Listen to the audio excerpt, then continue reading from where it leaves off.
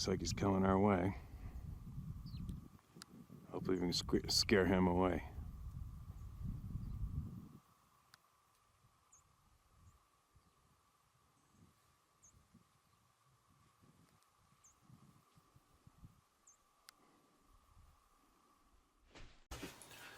All right.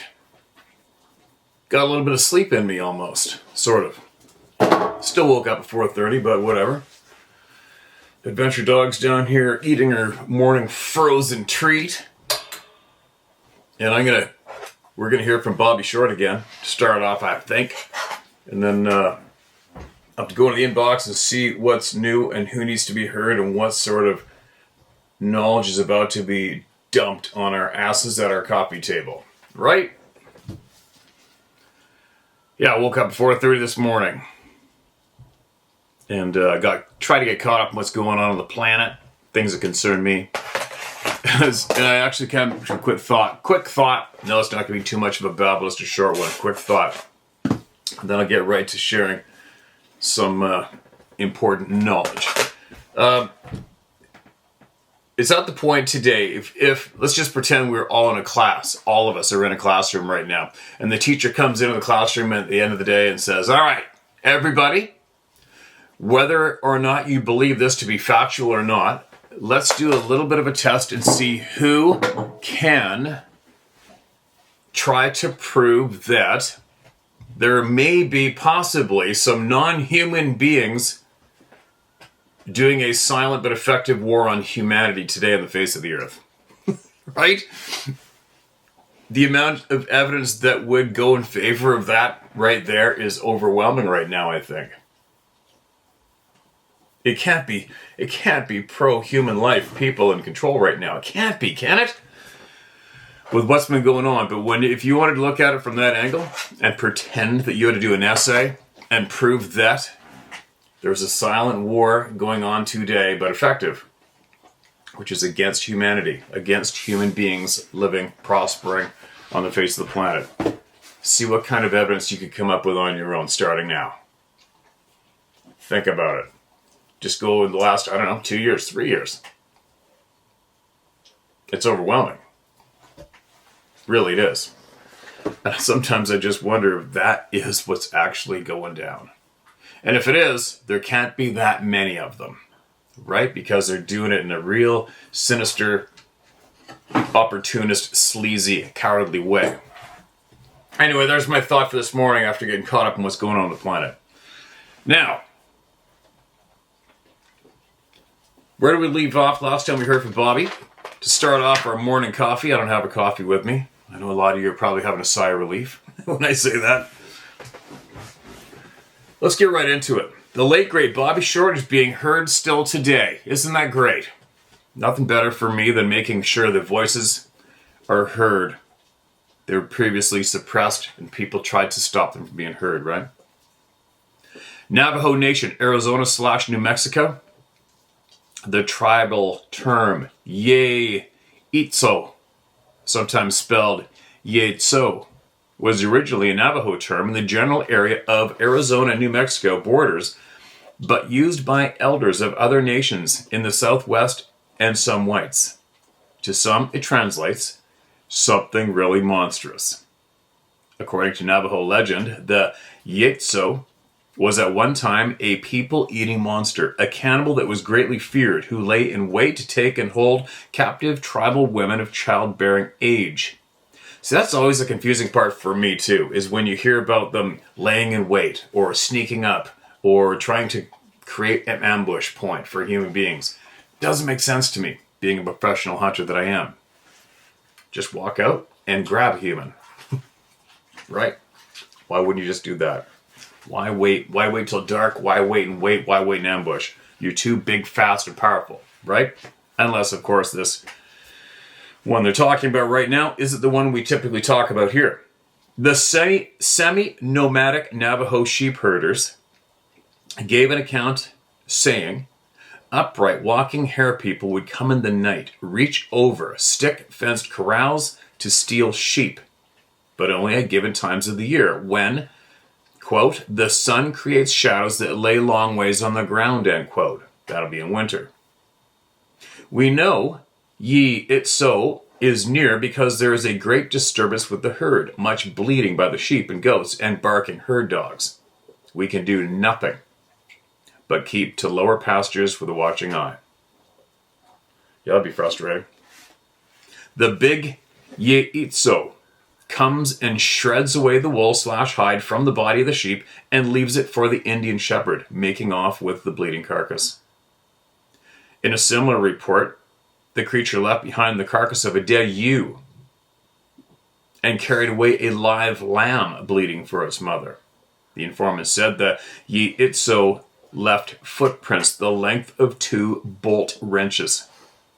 His trail twisted and turned like the snake to higher ground in an area where the Chusca Mountains meets the Carrizo mountain range of Colorado. The Ye Itso lives in high mountain caves. He comes down here to where we must water the ewes. The walk is long from the high range of the Carrizo. It's Carrizo. I hope I pronounced it right. Who knows with me. But the Ye Itso is a great walker. He brings gifts that are not natural to the Navajo people.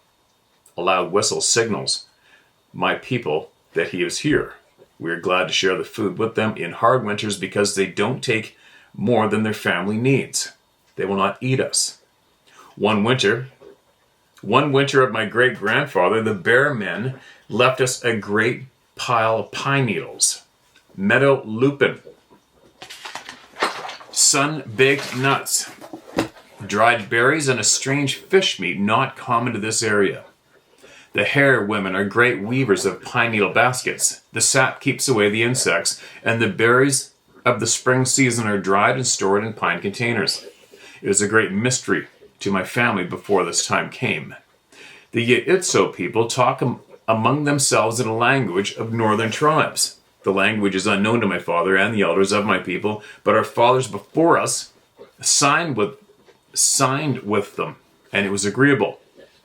Ye Itso men bring their children and wash them in the narrow brook. They teach them to swim before they walk, and when they are gone, when the long shadows become short, the wind becomes warm. The old ones saw them for a season, and then for the rainbow season, spring, they go somewhere else. Maybe to high country where the strange fish come from. But for us, the bear people sometimes come down and winter with us. Paul Jlin Litzoq, Yellow Horse. Apache translated for John Millard, winter 1977, letters to Bobby Short 1995. Navajo Nation tribe member Raymond Peter gave a vivid description of the Sasquatch he saw in July 2009.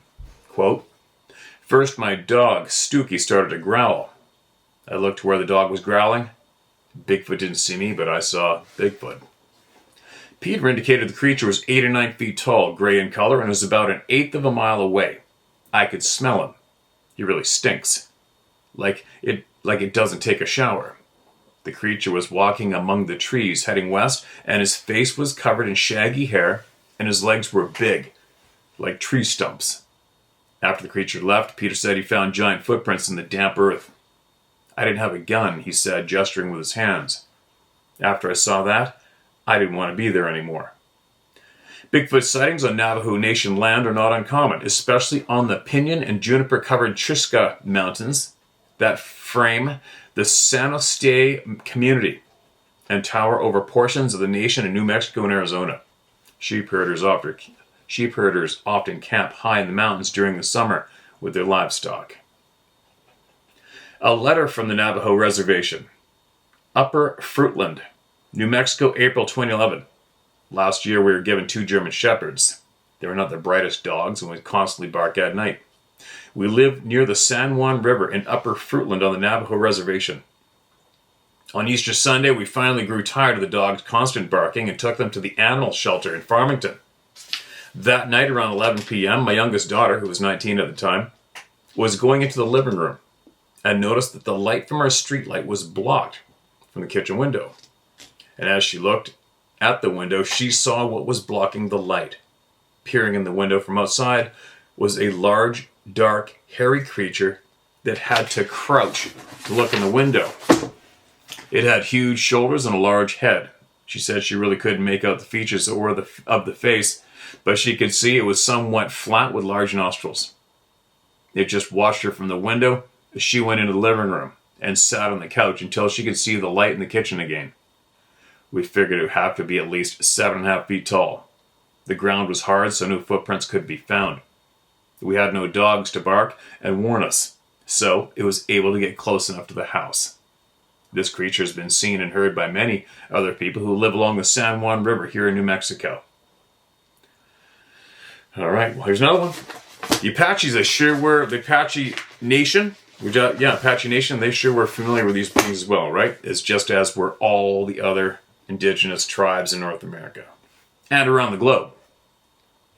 White Mountain Apache Nation, Fort Apache, White River, Arizona, 2006. There was a flurry of sightings on Apache lands. The most noteworthy occurred around 2:30 in the morning on August 14, when Barry and Tammy Lupe of White River called a 911 emergency services to report an unhumanly large prowler peering through their window. Apparently, window peeping is a favorite pastime for the Sasquatch. In a police report, White Mountain Tribal Officer Catherine Montoya described what happened when she responded to the call. It stood approximately 6'7" tall and appeared to be about 220 pounds or more. It had exceptionally long arms and was naked. When it turned towards me, the most obvious feature was its eyes. The skin around the eyes was lighter color than the rest of the face. It appeared almost white, while the rest of the suspect was black. I could smell a distinct odor like a stink bug. You know, when you squish a stink bug, it smells. It crashed through the fence while running away. In another instance, at least a half a dozen tribal members told about seeing a strange beast, hearing blood-curdling screams in the night, or surviving other experiences related to the arrival of the Sasquatch at Fort Apache. Laramie Smith explained that he'd heard Bigfoot noises near a place called Diamond Creek, and he found a cave that might be the beast's lair. The tribal investigators cast several footprints and collected hair samples believed to be Sasquatch hairs. Arizona, Tonto National Park, and Mazatzals Wilderness. Mazatzals, Mazatzals. The crest of the Mazatzal Mountains from the county line between Maricopa County and Gila County, Arizona. Mazatzal, pronounced by the locals as Matazel, is Aztec rooting and translates place of the deer. Excerpt from letters, journal entries of the late John Millard. We were transfixed by the sight of a smallish white nose, coatimundi, when we came up over the ridge to rest. This little fellow had a white armband-like stripe that circled his arms and chest like a halter. I wet my whistle with a piece of hard candy. The cairns, pyramid-shaped rock piles, in this area appeared man-made to show a trail or direction, noting out-of-place dolmen, but pointing to where? I puzzled. Slowing down at the top,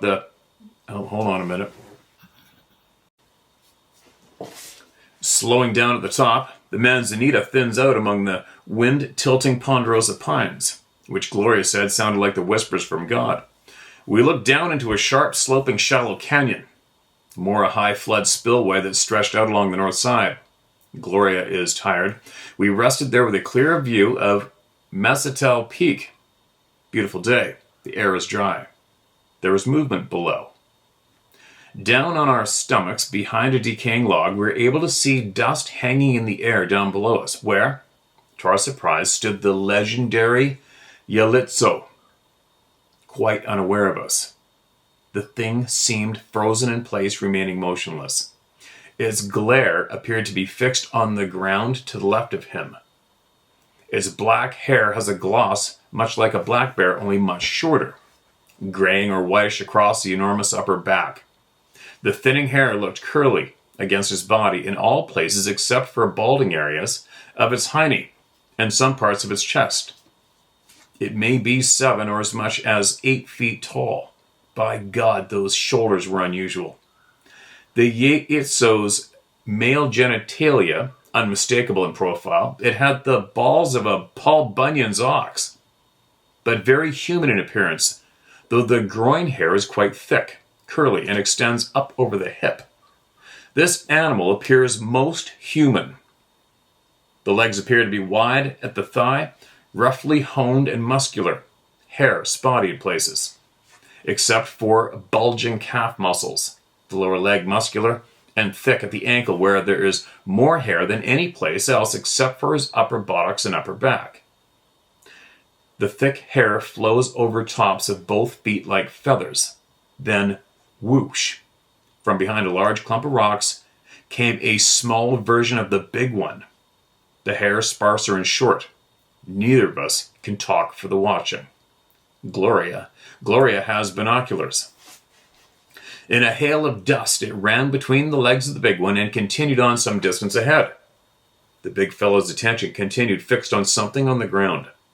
It raised its foot and stomped hard in the dirt on whatever it was. The little guy ran back to have a look-see. The little guy ran back to have a look-see as silt again filled the air. The little one looked at the ground and up at the face of the big individual. They appeared to communicate something. The hand of the male brushed something from the left eye of the little version as it shoved the squashed prize into its mouth. Took it out and looked at it and then put it back into its mouth, and the big one sauntered off up the canyon. The little one hurried along behind him, frantically trying to keep pace, at one point grabbing the left leg of the big male. The child clung tightly for a ride along. We followed the two where we were able, but lost sight of them and their tracks in the floor of the pine needles. Afterwards, we exchanged details and wrote notes. I laughed at Gloria. Her eyes were still ringed in red circles from the pressure of binoculars. We believed the small one was female and thought it had a face of an Aboriginal child. Note: a ducktail of black hair flowed from the Yeitso's head to the mid-back area on both of them. More pronounced on the bigger one. His tracks were 17 inches long by 8 inches wide, and the little one's track measured 6 3/4 by 3 1/4 inches wide. And we have run short of casting material. The space between the footprints was uneven. The first set measured 48 inches, and the other was roughly a 54-inch stride at the male. What a story to tell the grandchildren.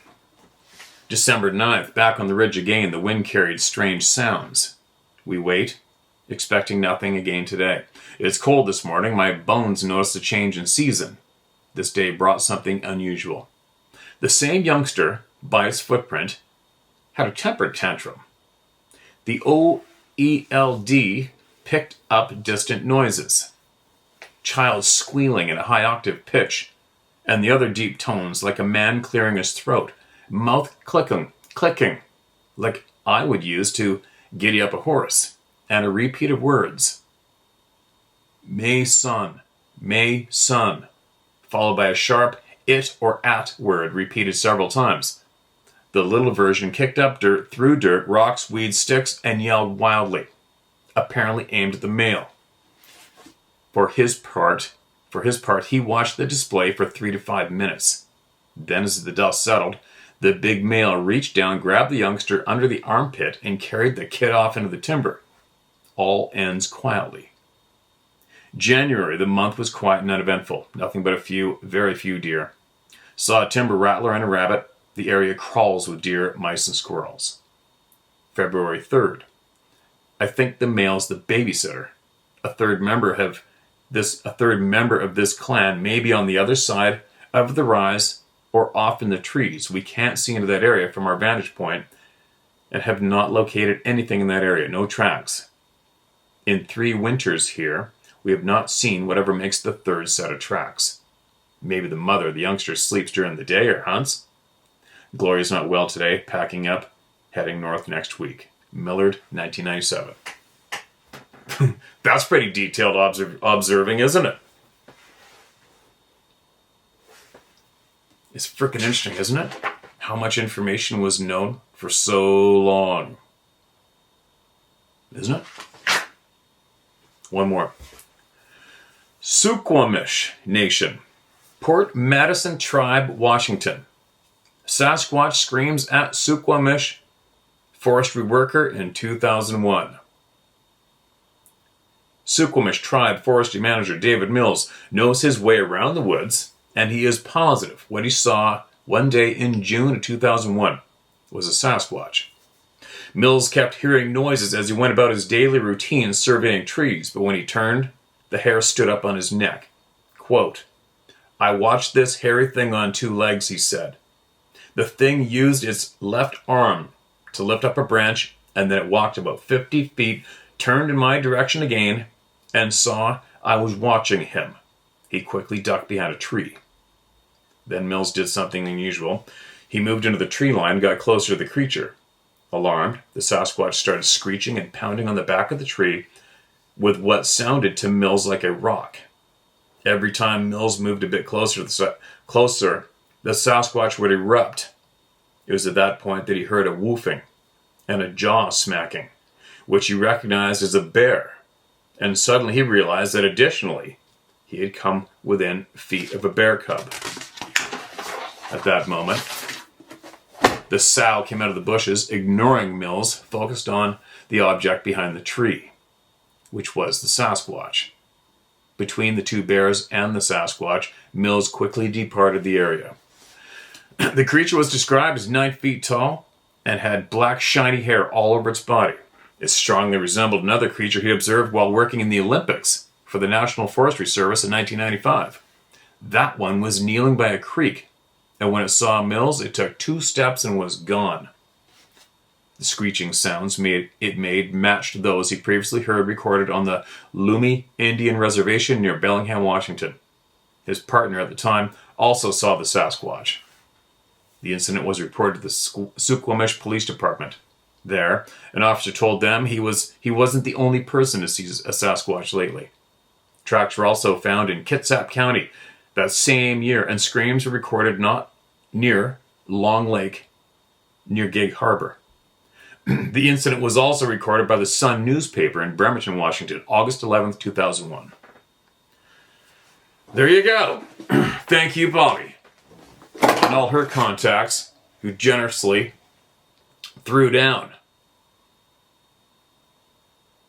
their information. Now, sorry, I always have my phone on silence, but I just got a flurry of texts. Caught my attention for a minute. Now we're going to dive into recent information being shared from all the people here at our coffee table, right? Big sigh from the dog. What, you bored down there? Don't you like this shit? Okay, what's this? Mark this as red. Sighting just north of Santa Barbara, California. April 26th, 2024. Hello, Steve. I've written to you before. Hearing a Sasquatch roar in Sedona, Arizona. Also telling you my story about the 3 aliens I saw in a portal in Colorado. Well, the fun continues. April 26, 2024. We went to see a concert at Chumash Casino, which is located just north of Santa Barbara, California, next to Solvang, to see Queen Nation, a Queen cover band. They were excellent. We decided to go home the same night, so traveling back home, it was late evening as we went back through State Route 154 by Chumash Painted Cave State Park, as we have dozens of times before, but this night was different. I saw what looked like a dingy, matted gray thing that stood 6 feet or so, with a pointy head facing away from us in the right shoulder of the road. It wasn't as wide as most have mentioned in their sightings. When I saw it, I said, all right. My husband, who was driving, asked what I saw. I started laughing and replayed it well. I started laughing and replayed well, so it wasn't a tree. He said, what was it? I said, I think I saw a Sasquatch. He said, really? Yep, I can't unsee it. I can still picture the matted gray, dingy fur and pointy head. He said, maybe it's a tree. I said, well, then, that tree was in the road and had matted fur. We took a trip back to the Chumash Casino for my husband's 61st birthday, May 15th, 2024. And I looked on the way there and back on the highway 154 and was hoping to see something I could have mistakenly made for what I saw. Nope, nothing. It's burned into my mind. I can't unsee it. And I'm glad I didn't see his face. So there you go. I'd like to add that I don't drink or don't do drugs and never have. Thanks, Steve, for your platform to drop the message, so we carry on with life. Godspeed. You may say my name, Sally D. Young. Sally, appreciate you. Appreciate your honesty and the time that you spent, especially the time of life that you just donated to sharing that here with all the people. Greatly appreciated. Greatly appreciated. And another member of the Club of No Return, which has grown to be all around the planet.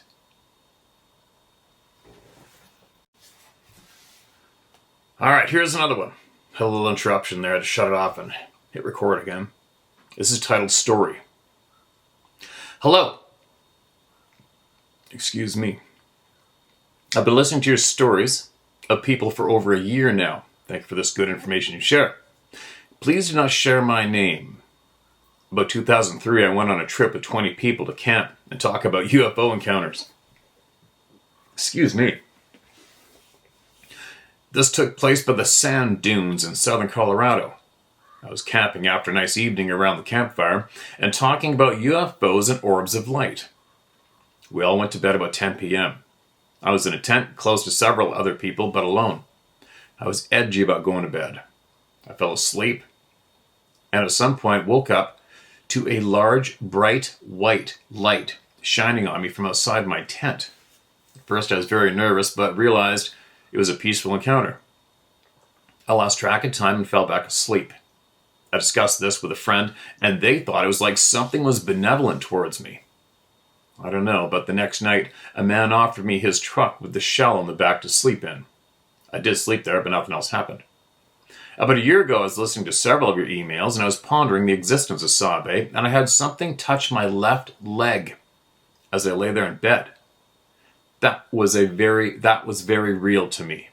I've also had recently a white light appear in my bedroom. I've asked that they do not disturb me and leave me alone. I told them I respect them, but I don't want to have more interactions, please. I need my rest. I feel they will honor this. There is so much to learn, and I'm opening to hearing what other people are offering. I just don't want to interact with them. Hope this helps someone else. Thank you and keep doing your channel. Please don't share. I gotcha. I won't share your name. I gotcha. And that sounds alarming to me. Sounds like you're taking it quite fairly calm. But you know what? You're not the first one to share everything that you just shared. You're not the first one. So many people, other people have experienced the same. So many.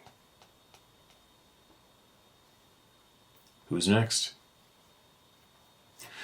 This is titled, I Saw Bigfoot in My Younger Days. Hi, Steve. This will be fairly tame compared to many of your readings, but it is what it is. We don't, they're all the same here. It's all information. If you read it out loud, it's all fair game to use. I'm 62 now. I live in West Central Illinois. Dull, right? I don't know. It's whatever you make it, right? I was born in East Central Illinois, but grew up in the Ozarks, southern Missouri, and loved it. That was where I was meant to be. But in my late 20s with 2 young kids, it was not where I was meant to be. I loved the country there. But back then, anyway, there was no way to make a living and raise kids right. In a place where there was seemingly a church or a bar on every other corner. Kids grow up without a chance. Hold on. I wasn't going to allow my kids to grow up drinking just to pass the time. But, back to my sighting. It was the week of Thanksgiving when I was 15. I used to spend all my free time year-round on the horse and in the woods or on my way to the river. I lived 12 miles from the town where my high school was, and through the back roads I was 8 miles from the scenic 11-Point River at Riverton. I'd ride over there and catch up with my best friend Chris, who kept her horses at her grandparents' farm about 3 miles, I think, from the river. Then we'd continue on. Sometimes she'd get a head start, and we'd meet up at the canoe rental store on the other side of the river. We hung out there a lot, and in summertime we worked for them, shuffling tourists/canoers' vehicles back to the store from Greer Landing boat launch. It was kind of fun and gave us pocket money. Anyway, Thanksgiving week, and I was on my way over there on a dreary day, snow on the ground, and it was a mix of freezing rain/snow going on. I didn't care. I was warm enough, and my head was covered with my black felt cowboy hat. I was having fun watching the icy mix drip off the brim, LOL. I never minded riding in winter weather, spring or fall rains or anything.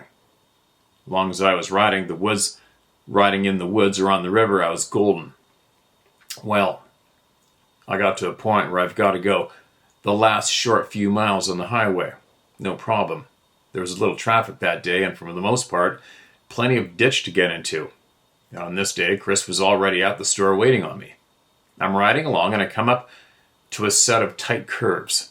Still no traffic. It's just quiet like it gets in nature with a wet snow cover. I'm just walking along, mostly just letting the horse go along. Had my coat collar up and my head down. Just kind of daydreaming, I guess. And all of a sudden my horse, who is a beautiful big sorrel gelding that I rode almost every day, starts acting a little nervous. I get the idea. You know horses well, so I'm sure you'll get the picture clear. He gets a little nervous, and his attention is in front of us. And on that curve that we're coming up to, he begins to get worse with every step that are beginning to be forced. He's gone from alert to nervous to full out scared. Shuffling turns into sidestepping, which turns into a sudden stop. Now I've ridden my entire life up to that point. Had a horse before I learned to ride a bike. I knew them. I'd be as alert as him soon. I'd be alert as him soon as he started acting nervous, but somewhere along in there, my attention was solely on him, trying to calm him down so neither of us got hurt on the snow-covered highway. When he balked and refused to move, I looked ahead of us where he was looking. And there he was, not 25 or 30 feet ahead of us, stopped in mid-stride on the edge of the highway. Man, that would be something else, right? Boom, in your face. The three of us just stared at each other for maybe half a minute. That's a long time. All of us just frozen. My first rationale, I thought rational, thought was, what the hell is this dude doing out here naked? The nearest and only roadside house in this area was quite a way back, near where I came onto the highway, and there weren't any houses up in the woods near here at the time. He was heading into the woods. But then I thought, damn, he is huge and hairy. Not thick, matted hair. It's kind of medium long, maybe 3 to 4 inches, I'd guess, but longer in places. You could see some skin in places also, like around the face, which was wide and flat. He was very thick-bodied, very short neck and slightly rounded head. He never made a sound and had no expression on his face. He just looked at me, neutral-like. Like I said, his torso was thick. His arms were long. He was, I'd say, 9 feet tall. By this time, I went from what the hell, dude, to holy crap. After 30 or 40 seconds, his torso shifted, like he was going to go back the way he came, but he kept his face toward us. But then after a few minutes, he turned back as if to continue on, still looking at me and my horse. He stayed there for 10 or 15 seconds, then went on over the shoulder into the ditch and into the woods. He moved in complete silence, even into the trees. I was dumbfounded. I wasn't scared. I've always been pragmatic, but open-minded, and it is what it is. I had a rifle with me, always back then while out on the horse, but not at any time did I feel I needed to take it out of the scabbard. I never felt menaced. I think he was as surprised as I was. After maybe 15 minutes, I finally managed to get my horse to continue on around that curve, but he didn't want to. And once we stepped across that imaginary line, I think the Bigfoot had walked. He was in a huge hurry to go on. He swiveled his rear end around and sidestepped quickly while watching over his shoulder. I was doing the same thing off and on too. Had another curve, then a short, straight stretch and 2 more curves in a straight stretch across the river, then up to the canoe rental store. I get to the store, tie up my horse next to Chris's, walk into the store and announce I just saw a Bigfoot. The only ones in the place was the owner, her husband, and her elderly father and my friend Chris. She's the only one who didn't laugh. The owner's husband asked me if he had blue balls, and then the subject was dropped. Chris and I just did what we do, riding all around in the woods and along the river. And I wasn't sure if Chris actually believed me or not, but she did believe me when both our horses did a slightly toned down version of the same thing mine did that morning when we got to the same spot around 3 in the afternoon. Perfect. There you go, right? I mean, as for showing your friend. Nothing else was seen. I never smelled anything. It didn't keep me from the woods, didn't scare me off, but that was my only incident my whole life. Not sure if I'm disappointed or grateful. But as I'm only 62, there's still time to find out, I guess. Stay safe out there, and thanks for sharing stories sent to you. All right. You said not to share your name, right?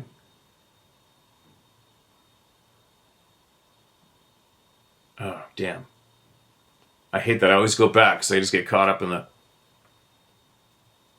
the story and I forget. So I'll leave your name out, but I appreciate you big time, and you put me right there. Yeah, you're right. I know horses well. Now, what are the horses thinking? Right? What are the horses thinking? How come they're scared? But then again, that's not too much. It doesn't take too much to get a horse to act like that, right? I think I've shared with everybody before. I've been riding along with the wind slightly at my back in the bottom of a valley, but we're talking the middle of frickin' nowhere, northern Rocky Mountains, British Columbia. And to give you guys an example of what horses will or won't do up in the north. Riding along, and I can see these very large, brand new grizzly tracks on the game trails / horse trails. I could see his fresh tracks on the trail in front of me going down the trail, and I know the bear knows I'm there if he's that close because the wind's slightly at our back, going downhill still with the direction of the creek first thing in the morning. But you keep an eye on the tracks. You always do. I'm always looking for tracks on the horse trail riding along. We're usually riding like an hour and a half in the morning from camp. Sometimes 2, sometimes more. And then back again. And it's interesting for me to see who was on the trail last night. And when I'm coming back, who was on the trail today while I was gone. And so on, right? It's like reading the newspaper in the morning when you're riding your horse watching the trail. This particular time walking along, I see this big grizzly bear is walking down the trail ahead of us. And then I got to where we had to cross the creek again, and I could see his wet footprints on the rocks on the other side of the creek where he just crossed. And you can see he walked along, and then he stopped. And you can see where his whole body swung around to face the wind where we were coming from. So he was keeping tabs on me, probably trying to gauge whether or not I was closing in on him. And then he turned around and continued on again. But the horse didn't tell me nothing. The horse didn't give a flying shit. But I knew, the horse knew, there was a large grizzly bear right in front of us on that trail, and the horse didn't give a flying shit.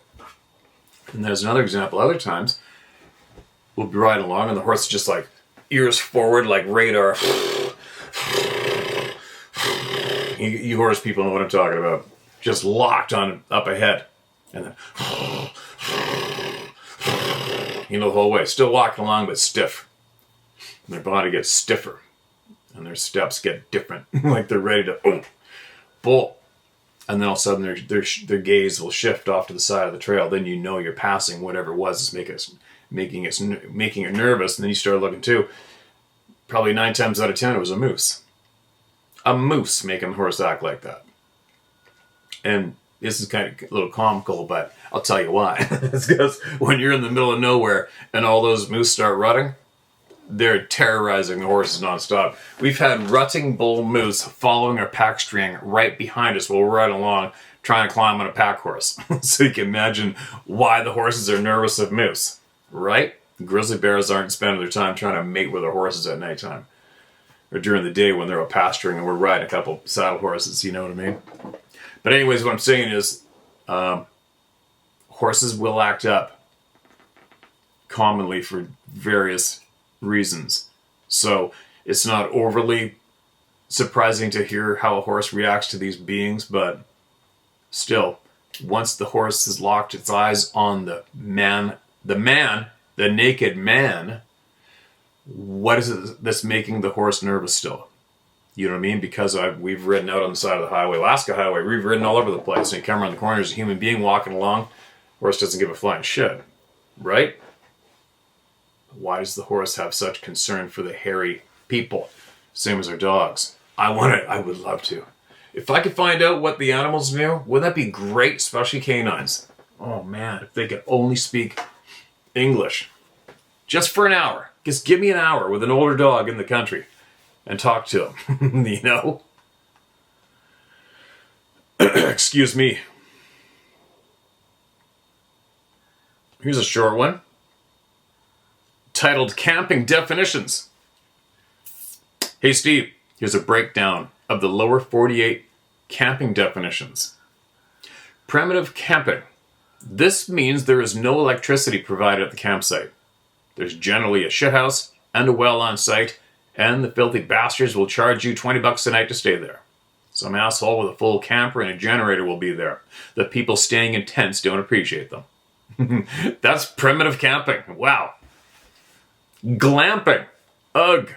Why are you even doing this? Just stay at home. You need to bring all the comforts with you. Just don't. Glamping. Gotcha. State campgrounds. Generally packed in like sardines. Big bathhouses and electricity. Great for yuppies that aren't loaded.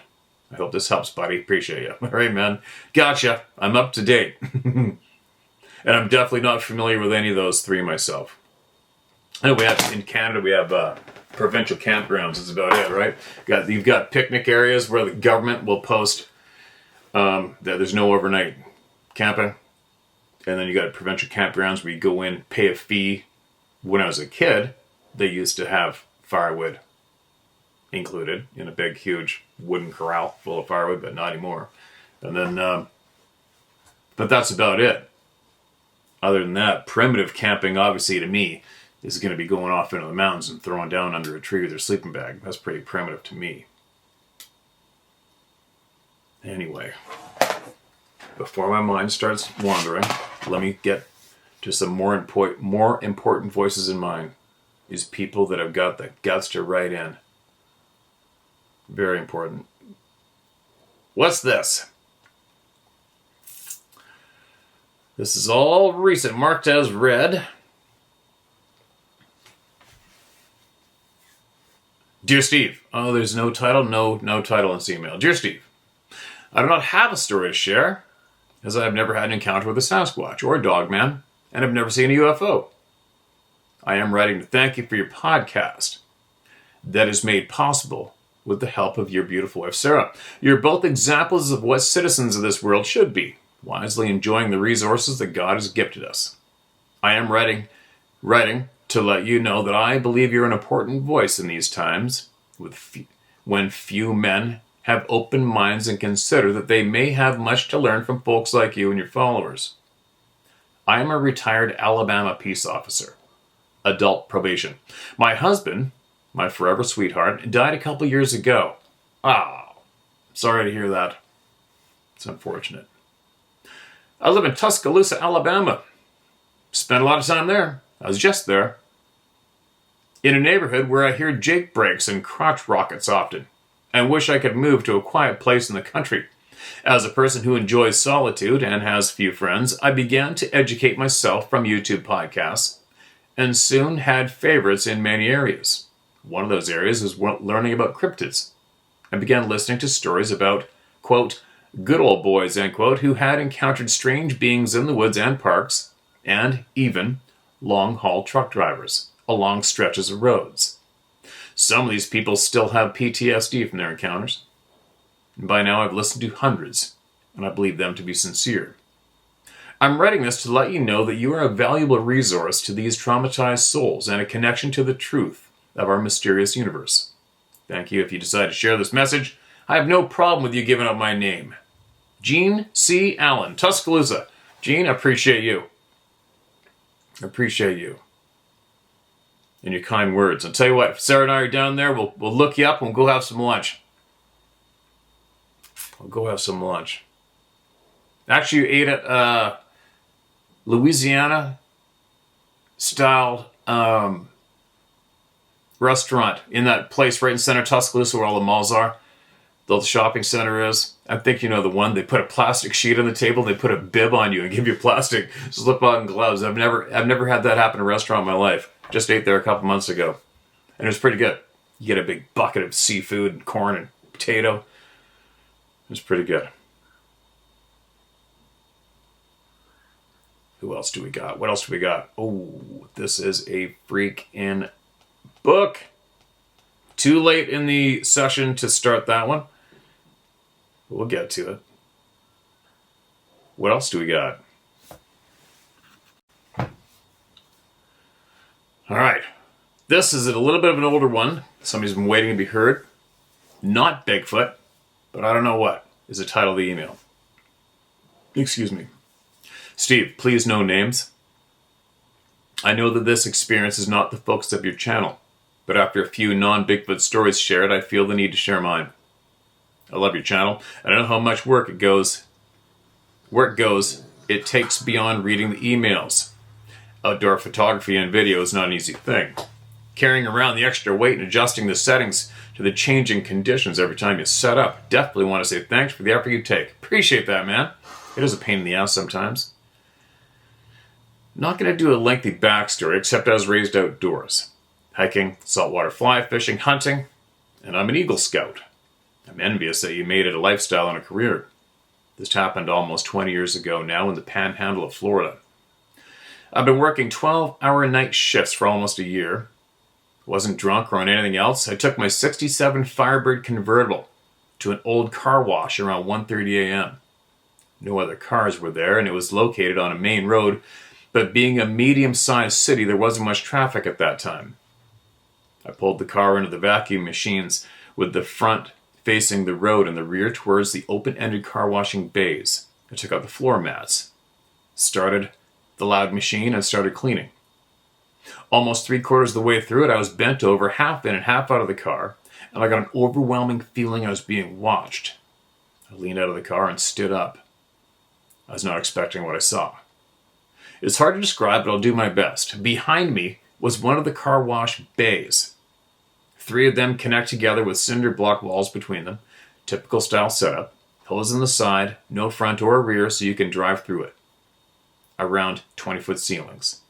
Top of the ceiling had a large light that illuminates the stalls and projects out about 10 feet on either side, on either end of the stalls. I've been using this car wash my whole life until I moved from the area. And there was something there. Not standing, just there. I wouldn't describe it as floating, but it wasn't touching the ground. It seemed the shape was about 7 feet tall and the bottom was about 2 feet off the ground. This will sound insane, but here it goes. I think I read this. Oh well. Came in a couple years. It wasn't marked as red.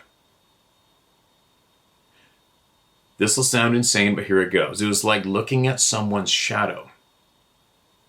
Could make out a head area, shoulders, where the arms would be, and leg area, proportioned like a tall human would be, but it was all a shadow. No gaps where the armpits or center lines for legs. A standing shadow, I guess I would call it. The main body shape was black, with a little TV-like fuzz effect throughout it, on older TVs.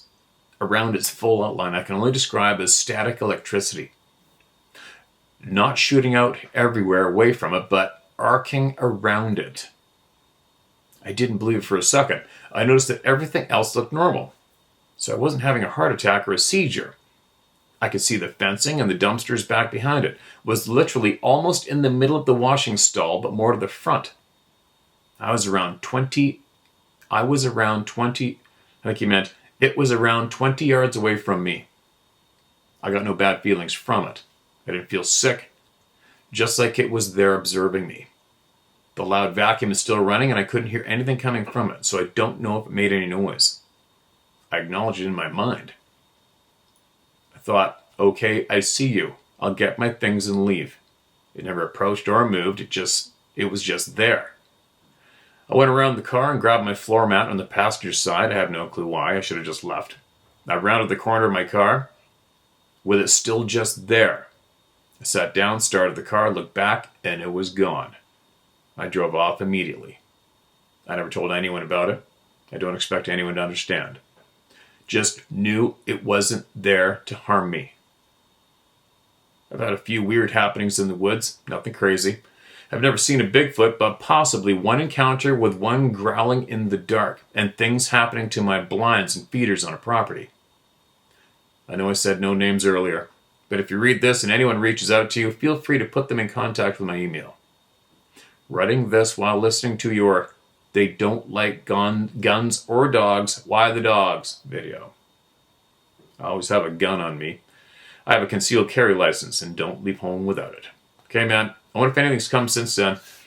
We've had a handful of similar descriptions without a doubt, but I wonder now today, after we're this far along, how many more people have seen exactly what you described and whether or not they want to chime in. And also whether or not they want to share with us if it turned into anything else or if it fully exposed itself, whatever was making the shadow, right? Which is alarming as all F. What else? Quick note. I gotta get ripping. I gotta get going. What else? I sent out a request for all those people out there who allegedly have the skills to communicate with telepathy. Nobody's contacted me, just so you guys know. Remember I asked? If anybody knows how to do that, get a hold of me. I'm down. I'm open. Hasn't happened.